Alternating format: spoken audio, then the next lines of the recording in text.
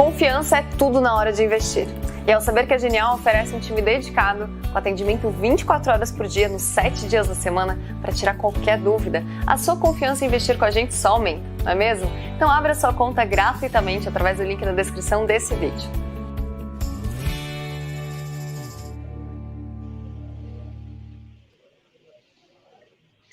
Olá, estamos aqui de volta com Conversa com o Zé Márcio. Temos conosco aqui hoje o cientista político Murilo de Aragão. Um bom momento para falar sobre questão política, né? Tivemos aí esses problemas graves aí, do dia 8 de janeiro. Hoje temos uma reunião do presidente Lula com os comandantes das diferentes Forças Armadas. Murilo, como é que você está vendo o cenário aí? Bom dia, quer dizer, como é que você está vendo o cenário aí? Como é que você... o que você está esperando desse processo? Então, Márcio, bom dia a todos, bom dia aí à turma da Genial, prazer estar com vocês aqui, voltar. Olha, é o seguinte, nós vivemos uma situação de tensão institucional que atravessou o período eleitoral e atravessou a transição e continua agora no início do novo governo, o governo Lula 3. Essa tensão, ela tem, vamos dizer, como razão central a polarização política que existe no país já desde 2013, basicamente, comprovada pelas manifestações de rua de 2013, pelos protestos violentos de 2013, depois pela Operação Lava Jato, pelo próprio impeachment da Dilma, a reação ao impeachment da Dilma, a movimentação a favor do impeachment da Dilma, e o governo Bolsonaro, que tensionou também esse ambiente e gerou, enfim, esse caldo de cultura, que é um caldo de cultura de polarização e de tensão institucional. O governo se instala, no período da transição, nos 2 meses, não houve um trabalho específico de apaziguamento do país, de conciliação do país, ou seja, o Lula fez uma transição voltada para a sua base eleitoral, para a sua base, não nem base eleitoral, porque a base eleitoral dele é menor do que o número de votos que ele teve, porque ele foi eleito também pelos antibolsonaristas.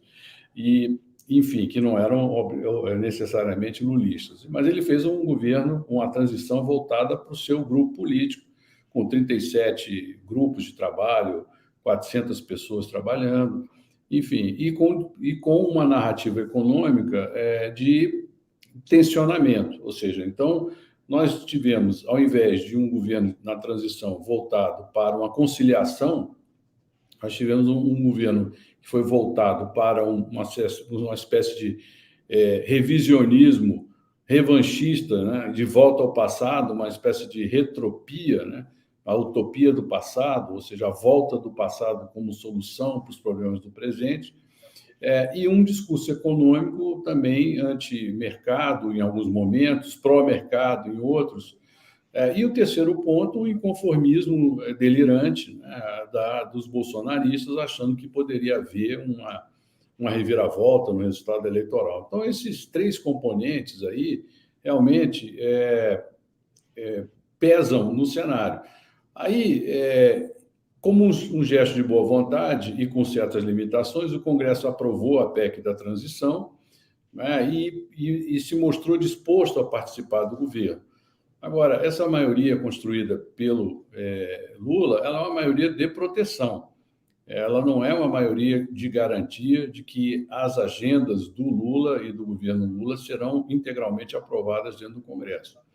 Bom, no meio desse caldo, surgem os ataques terroristas, golpistas, vândalos em Brasília com a destruição o ataque, a depredação dos 3 palácios de poderes, o que deu ao Lula uma energia política, né? Porque ele já estava, na primeira semana do governo, tentando baixar a bola, explicando que era ele quem falava, que o Congresso era soberano, que eles eram submetidos ao Congresso, enfim, já numa defensiva por conta do bate-cabeça que se verificava no seu ministério, com propostas já que não estavam combinadas. Era claramente um movimento de alguns ministros de tentar impor, a priori, agendas e propostas que não estavam discutidas como políticas de governo.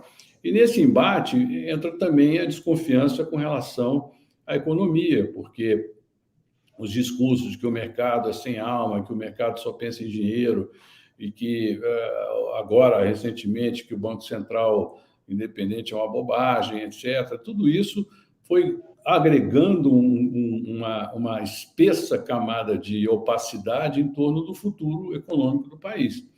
E a consequência foi uma saída de dinheiro de brasileiros, né? Um paradoxo até. Os estrangeiros investindo no Brasil, porque viram que não ia ter golpe militar e o meio ambiente com política pública ia ganhar relevância, e os brasileiros mandando dinheiro para fora porque não estão acreditando no governo.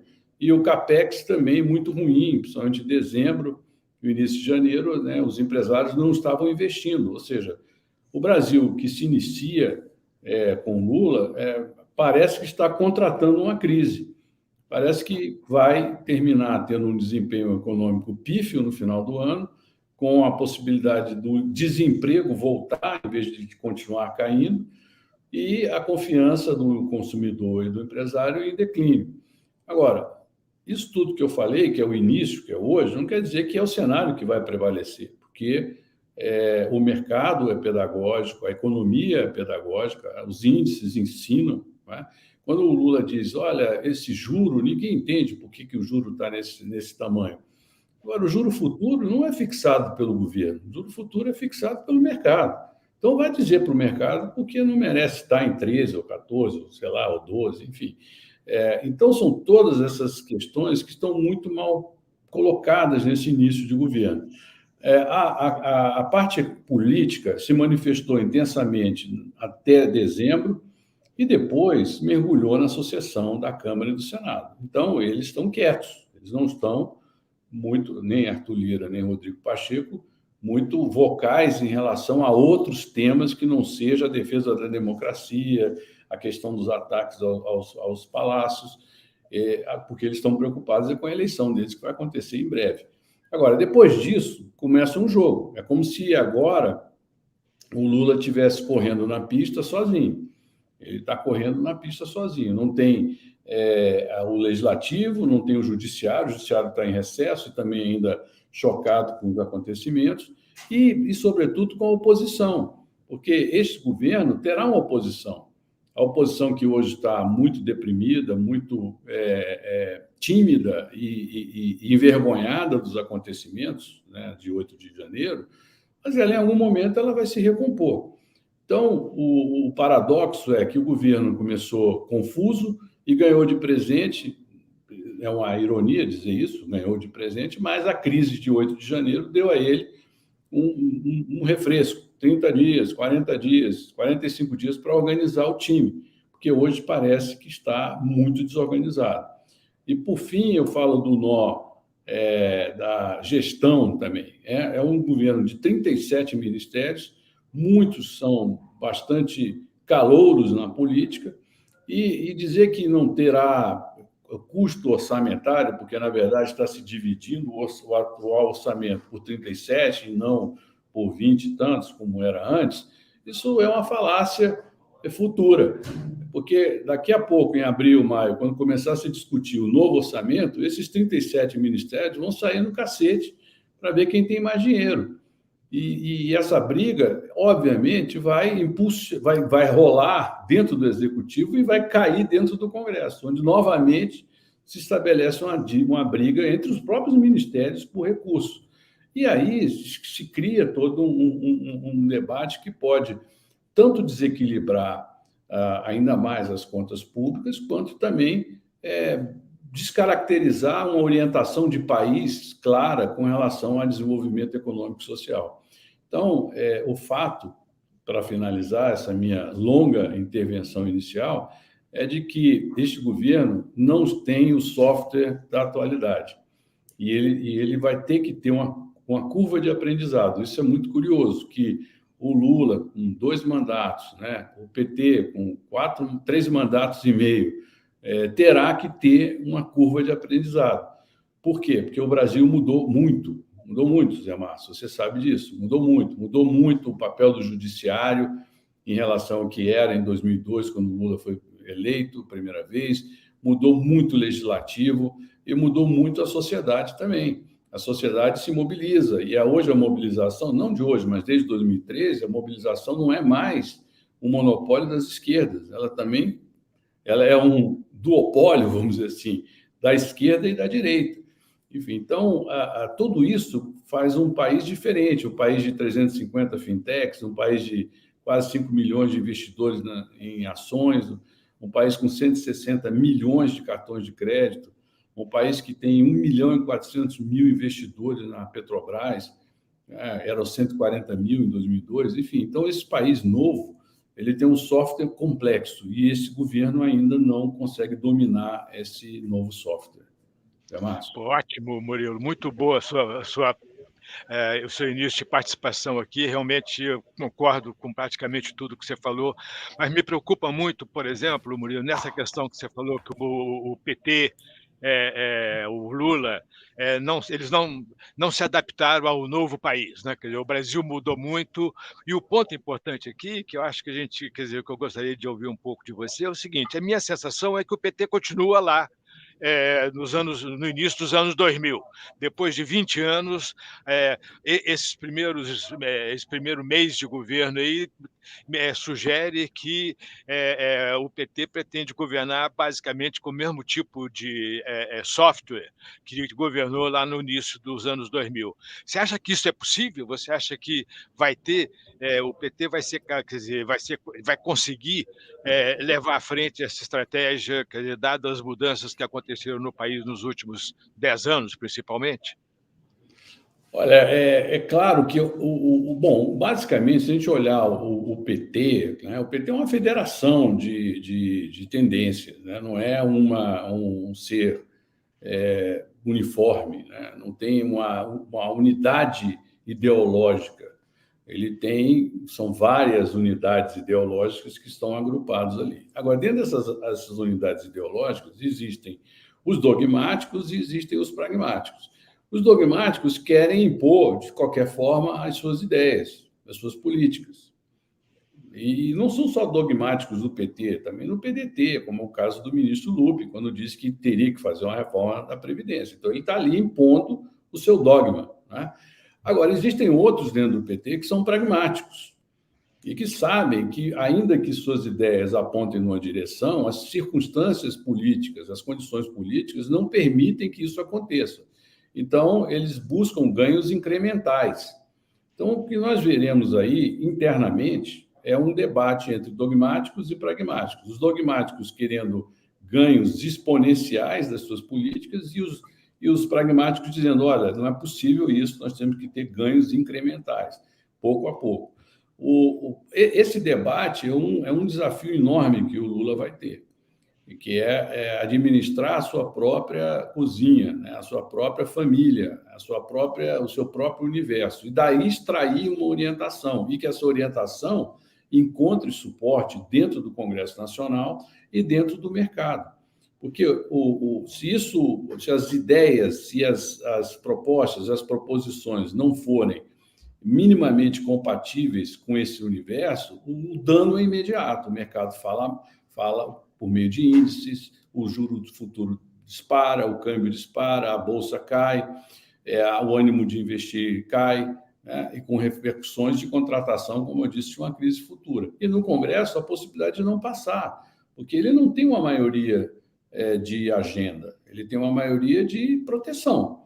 A maioria de proteção significa que ele não vai ser esculachado, né, pelo Congresso.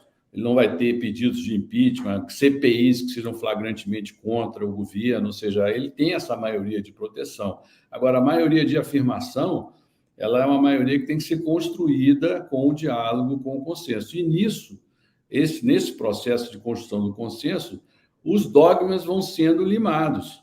Os dogmas vão sendo limados e vão dando lugar ao pragmatismo. Então, eu vejo que na curva de aprendizado que o governo terá, esses embates vão acontecer tanto dentro do governo quanto fora do governo para se materializarem em políticas públicas.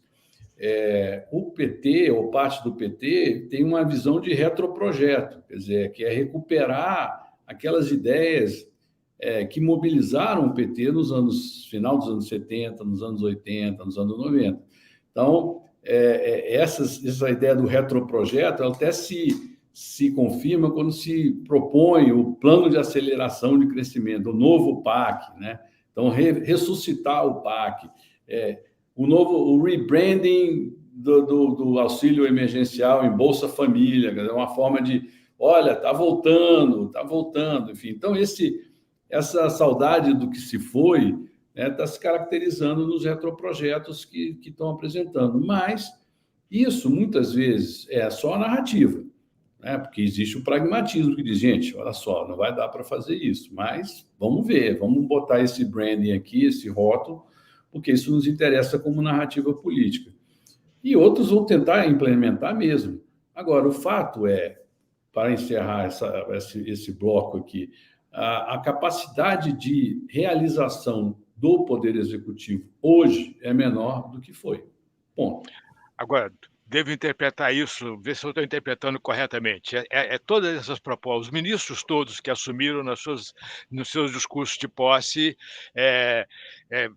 fizeram questão de anunciar que iam desfazer as reformas que foram feitas ao longo dos últimos 7, 8 anos, aí, seja pelo ex-presidente Temer, seja pelo ex-presidente Bolsonaro, não importa, né? Quer dizer, mas reforma trabalhista, previdência, já teve algum movimento no sentido de mudar o marco regulatório do saneamento, tá certo? Você acha que, pela sua avaliação aí nesse começo de conversa, eu devo interpretar que eles não vão conseguir desfazer essas reformas, ou você acha que a probabilidade de que eles consigam desfazer uma parte importante dessas reformas é grande? Márcio, a gente tem que olhar a possibilidade em 3 dimensões, né? Na dimensão regulatória, na dimensão legislativa e na dimensão constitucional. Eu vejo com muita dificuldade uma reversão de reformas pelo nível constitucional. São muitas votações e difícil que se mantenha uma maioria anti-reformas consistente em 7 votações, né? Porque são 2 votações 4 votações de plenário, mais 2 votações na comissão na Câmara e 1 votação em comissão no Senado. Então, eu vejo que é difícil a reversão das reformas no nível constitucional. No nível legislativo é mais fácil, mas mesmo assim também não é tranquilo, porque do outro lado existem bancadas importantes, articuladas, e existem também a mobilização das entidades associativas que apoiaram essas teses aí. Por exemplo, na lei de saneamento teve um veto, esse veto foi derrubado. Estou falando um veto importante, foi derrubado. Na lei do marco de ferrovias, teve vetos, foram derrubados.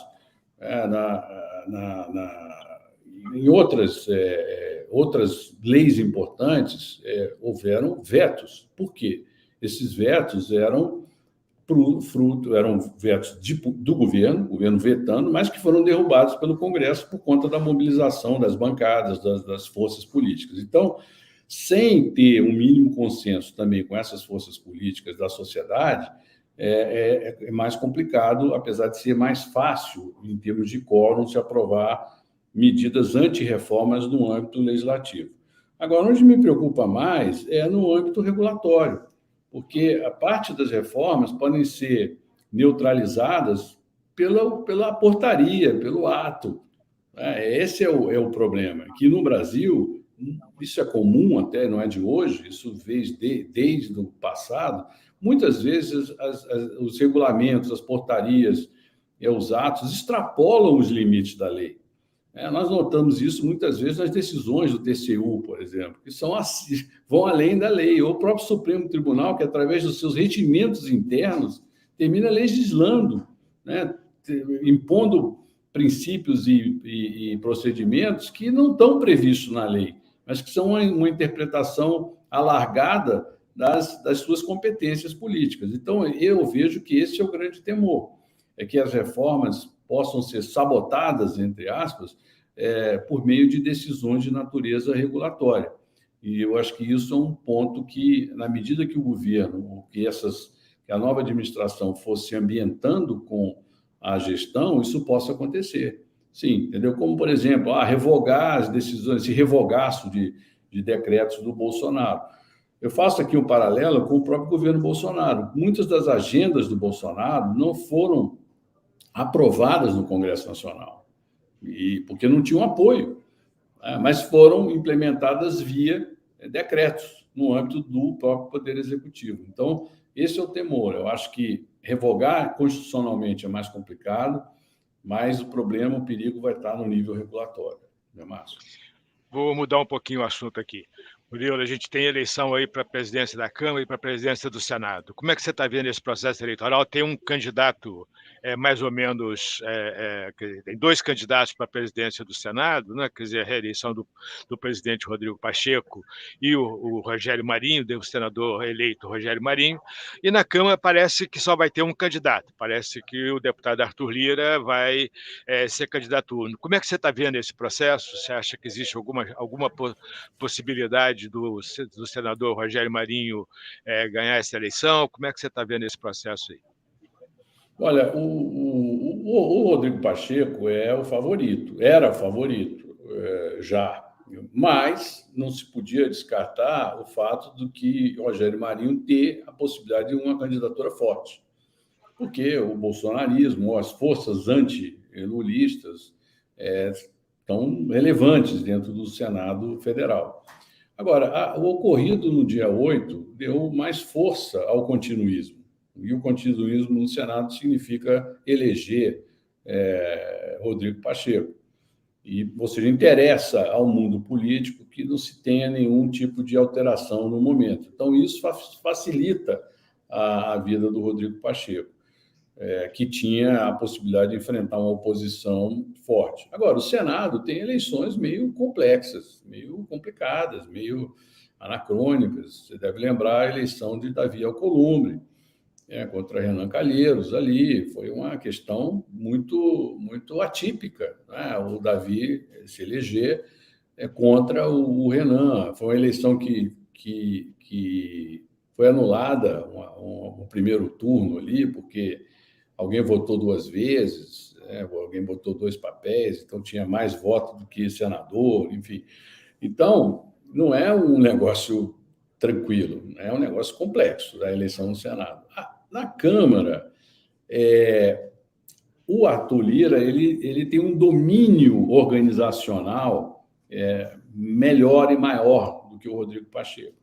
E ele tem, ou seja, isso é um fato. O outro, ele tem uma liderança que extrapola o limite ideológico do Centrão e chega a alguns partidos que estariam hoje no campo da esquerda. Então, isso dá seguramente uma vantagem para o Arthur Lira. E o Arthur Lira ele tem um trânsito muito grande com várias tendências. E ele é reconhecido, junto aos parlamentares, como alguém que cumpre o que promete. E isso vale muito, né? É um assunto que extrapola a questão partidária e a questão ideológica. É o político que, quando você acerta um compromisso, um acordo, ele honra com a palavra. Então, o Lira tem essa imagem junto aos parlamentares, e isso faz com que ele seja reputado como alguém que o que ele prometer, pelo apoio que receber para a sua eleição, será cumprido no exercício do mandato. Bom, vamos falar um pouquinho sobre política econômica. Quer dizer, eu vou dando um pouquinho de assunto aqui.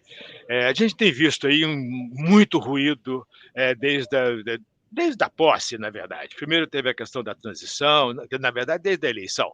Nós tivemos a PEC da transição, a aprovação da PEC da transição, o aumento do teto do gasto de alguma coisa em torno de 200 bilhões de reais, tá certo? Depois você teve o adiamento da volta dos impostos federais sobre combustíveis, né? Quer dizer, existe uma percepção dos investidores de que esse governo tem pouca responsabilidade fiscal, e isso é um problema, né? Quer dizer, quando foi essa semana, o presidente Lula resolveu abrir mais uma frente aí de disputa com os investidores, que é questionar a meta para a inflação, questionar a autonomia do Banco Central, e já existem investidores acreditando que na verdade, o governo vai aceitar uma inflação mais alta, o que significa que muito provavelmente nós vamos ter um aumento das expectativas para a inflação em 2023, 2024, 2025, nas próximas pesquisas Focus, o que vai dificultar ainda mais a política monetária atingir o objetivo que é a meta. Na sua avaliação, essa atitude do presidente Lula, das declarações, sempre tentando se confrontar com os investidores, é uma estratégia para, não sei, mobilizar os seus apoiadores, a sua base de apoio, ou simplesmente, quer dizer, é uma ideologia, vamos dizer assim, que é o que ele efetivamente pensa, independentemente de qualquer coisa? Márcio, a questão, na minha opinião, é muito complexa, porque ela extrapola o lado da preferência por uma política econômica. O fato é que o nosso presidente vem de uma trajetória muito conturbada, né? E essa trajetória conturbada, ela causa efeitos na sua visão de mundo. E por que conturbada? Porque sai ele consagradíssimo como presidente, elege a Dilma se reelege, a Dilma sofre o impeachment, vem a Lava Jato simultaneamente, o presidente é preso, o partido é judicialmente perseguido, e aí há uma reviravolta e ele volta, né? Isso é um ponto. Outro ponto, quando ele foi presidente a primeira vez, ele temia muito que o mercado destruísse a candidatura dele. Então, ele fez uma campanha, em 2002, muito centrada num discurso de prudência, responsabilidade, e atitudes que confirmaram esse discurso. Aquela carta aos brasileiros, depois a indicação do Palocci, que tinha já uma credibilidade junto aos investidores para ser o ministro, a indicação de Henrique Meirelles para o Banco Central. E, naquela época, o Brasil tinha 30 bilhões, se não me falha a memória, 30 bilhões de dólares de reservas. Havia o temor de que o país não tivesse moeda forte para honrar seus compromissos. Estava pendurado numa carta com o FMI, assinada pelo Fernando Henrique, me parece, em agosto, e que foi revalidada em agosto de 2003. Enfim, hoje, ele chega ao poder. Depois dessa trajetória inicial que eu falei, pessoal, de tudo que ele passou, ele chega ao poder com um país com 370 bilhões de dólares de reserva, a autonomia do Banco Central, que ele diz, olha, então, política monetária, política cambial, a culpa é dele lá, não é minha. Então, ele se exime, né? O presidente está eximido de tomar conta dessas duas políticas. E aí, o que ele quer? Ele quer o crescimento, ele quer a redução da desigualdade, ele quer voltar ao crescimento do salário mínimo, ele quer que haja mobilidade com fortalecimento das classes C, E e D subindo para C, enfim, todo esse movimento que ele promoveu durante o seu tempo, principalmente ali no primeiro e segundo mandato. Então, isso aí entra em confronto com a prudência que o mercado deseja. Isso é um ponto. Segundo, o círculo de pragmáticos ficou enfraquecido nessa trajetória política do Lula nos últimos anos. E esse revisionismo, né, aparece no sentido de que, olha, quando você foi bonzinho com o mercado, olha o que o mercado fez com você. Apoiou a Lava Jato, não apoiou o PT, nunca reconheceu o de bom que nós fizemos. Então, é hora da gente implementar a nossa própria política. Então, existe, de uma parte dos dogmáticos, uma tentativa de se avançar com um modelo mais compatível às expectativas de uma esquerda mais raiz. E dos pragmáticos, o temor de que isso desande o caldo e o governo fique inviabilizado. Hoje existe esse embate dentro do governo. Aí, tanto é que, por isso que, quando o presidente fala, há logo uma outra declaração dizendo não foi bem assim, como disse o Roberto Campos. Não foi bem assim. Ou o Alexandre Padilha, não, o presidente respeita a autonomia do Banco Central. Então, há uma tentativa, sim, das pessoas tentarem, vamos dizer, não enquadrar o presidente, mas de decidir qual é o tom do presidente e do governo em relação à política econômica. Esse bate-cabeça hoje incomoda profundamente a própria equipe econômica também, e o entorno mais pragmático do governo. Sim, agora, veja bem, se esse desencontro de narrativas prosseguir, ele vai pagar um preço. Vai pagar um preço. Podemos estar contratando uma crise, né? Podemos estar contratando uma crise. Isso é, obviamente, contra os interesses do governo e contra os interesses do presidente Lula. Se ele tem expectativas de fazer um grande governo, de se fortalecer a ponto de poder se eleger, se reeleger ou de eleger o sucessor, ele precisará ter uma economia funcionando de forma robusta e consistente. E, no momento, essas condições não estão postas. E volto aí ao ponto inicial que eu falei. O governo não está adaptado a essas circunstâncias. O software não está funcionando. É o Windows 10 com a máquina da agora, sei lá. Então, não tem uma